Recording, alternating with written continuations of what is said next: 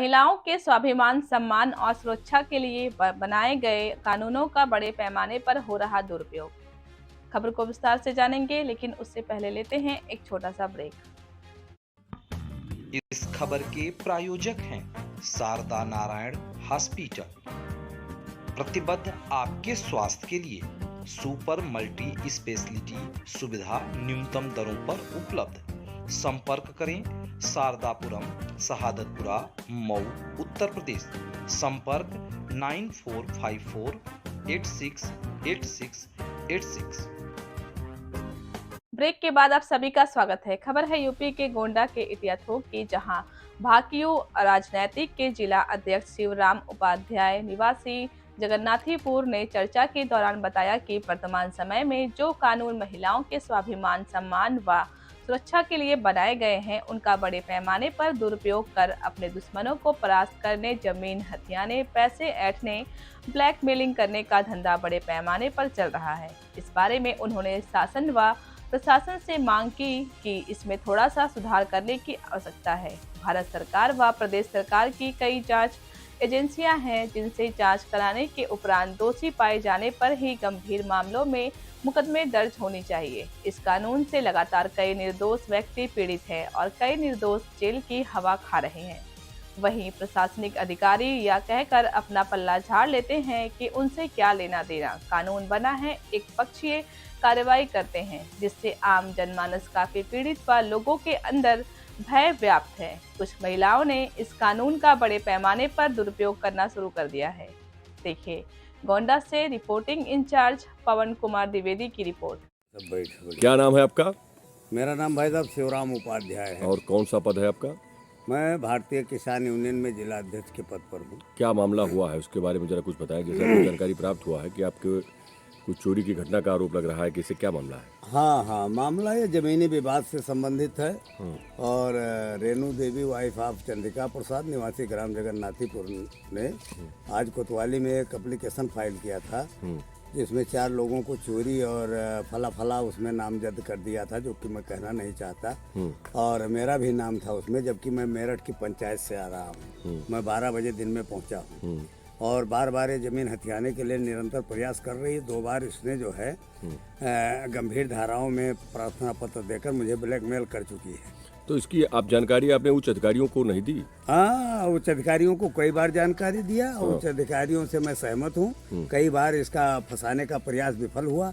आज भी मैं गया था एसओ साहब से मिलने, तो उन्होंने बताया कि मतलब मैं जानता हूँ सारी घटनाएं झूठी हैं और ये फर्जी ड्रामा कर रही है, लेकिन उच्च अधिकारियों का अगर आदेश आ जाएगा तो मुझे मजबूरी में मुकदमा लिखना जब पड़ेगा। उच्च अधिकारी सब कुछ जानते हैं, आपका स्थानीय थाना प्रभारी सब कुछ जानते हैं, तो ऐसे लोगों पर वो मुकदमा दर्ज कर उन्हें जेल क्यों नहीं भेज रहे हैं? क्यों, क्या चाहते हैं कि कोई नई घटना का अनावरण हो जाए? पुलिस हमारी दब चुकी है। सुप्रीम कोर्ट के कोई न्यायाधीश थे या संविधान पीठ ने एक आदेश पारित किया या क्या था कि पीड़ित का बयान सर्वोपरि है, लेकिन वहाँ एक कमी रह गई। जो चीज बनाई गई कि मतलब पीड़िता का बयान सर्वोपरि है, मैं तारीफ करना चाहता हूँ ऐसे व्यक्तित्व के धनी के जज हों या कोई भी हो, मैं तारीफ करता हूँ, लेकिन एक कमी रह गई कि तमाम एजेंसियां हैं हमारे भारत सरकार के पास और प्रदेश सरकार के पास। उन एजेंसियों से जांच होनी चाहिए कि वास्तव में ये पीड़िता है कि नहीं है। आज इसको लोगों ने धंधा बना लिया है। जो कानून महिलाओं की सुरक्षा और सम्मान स्वाभिमान की रक्षा के लिए बनाया गया, उसका उपयोग ब्लैकमेलिंग के लिए, दूसरों की ज़मीन हथियाने के लिए, अपने दुश्मनों को परास्त करने के लिए किया जा रहा है। और इसके प्रार्थना पत्र जो झूठा दिया गया है, इसके संबंध में मैं अगर मुलाकात हो पाएगी तो एसपी महोदय से मिलूंगा। और मतलब ये आप पर जो चोरी की घटना का रात्रि में आरोप लगाया गया है, ये आरोप सत्य है कि क्या है, कैसे क्या है? ये आरोप निराधार है। ये केवल दबाव बनाने के लिए किया जा रहा है कि ये दब करके हमको जमीन दे दें, और जबकि ये गंभीर धाराओं का जो है लाभ ले चुकी हैं। हाँ, मुझे ब्लैकमेल कर चुकी हैं। हमारा 12 बाई 90 फीट जमीन ये ले चुकी हैं। तो जिस जमीन के लिए मामला चल रहा है, वो जमीन कैसी जमीन है? घाटे की जमीन है कि हमारे पूर्वजों की है। अच्छा। 400-500 वर्ष हमारे पीढ़ी में बंटवारा हुआ था।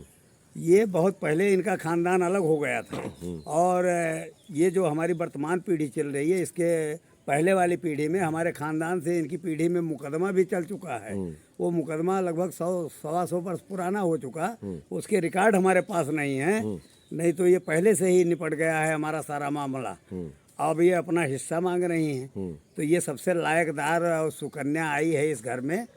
हाँ, इसको अब जागृति हुई है 4-5 वर्षों के बाद। कोई इसके खानदान में लायकदार नहीं था। अब इसे केवल वो कानून जो है बलशाली बना दिया, जो महिलाओं की सुरक्षा और सम्मान के लिए बनाया गया। उस कानून का बेजा इस्तेमाल करके अब ये हमको दबाना और फर्जी मुकदमे करने की, फंसाने की तलाश में ये रात दिन निरंतर प्रयासरत रहती है। और एक बात मैं और कहना चाहूँगा, ये भारतीय किसान यूनियन टिकैत में शामिल है। महात्मा महेंद्र सिंह टिकैत गलत काम नहीं करते थे। शायद महेंद्र सिंह टिकैत के मरने के बाद राकेश टिकैत ने, हो सकता है अपने अनुयायी जो जनपद गोंडा के हैं, उन्होंने आदेश दिया हो या निर्देश दिया हो, या ये लोग अपनी मर्जी से कर रहे हों कि फर्जी मुकदमे में फंसाओ, गंभीर धाराओं लगवा करके ज़मीनें हड़पो, लोगों को ब्लैकमेल करो। नवाब का कहने का मतलब है कि ये जो आरोप सब लगाए जा रहे हैं केवल जमीन हथियाने के लिए लगाए जा रहे हैं, बस, और कोई मामला बाकी और कोई आप लोगों की और कोई मामला नहीं। इसको कोई मर मुकदमा ऐसा कोई मामला पूरा नहीं। थाना जानता है। मैं अपने थाने की पुलिस से संतुष्ट हूँ और उच्च अधिकारियों से भी संतुष्ट हूँ। कई बार हमारे ऊपर सहमत आई, लेकिन जो है तो फिर न्यायिक प्रक्रिया सारी बातें सही हैं, लेकिन तो ऐसे लोगों पर मुकदमा क्यों नहीं दर्ज किया जा रहा है? अब सारे लोग जानते हो गलत है तो गलत पर तो दर्ज होना चाहिए।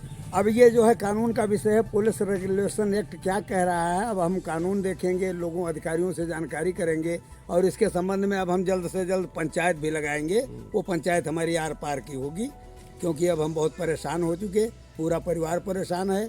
जितने बच्चे पढ़ रहे थे उनके ऊपर भी मुकदमा कर दिया। मतलब आप इस मामलों को लेकर पंचायत भी लगाएंगे? बिल्कुल लगाएंगे।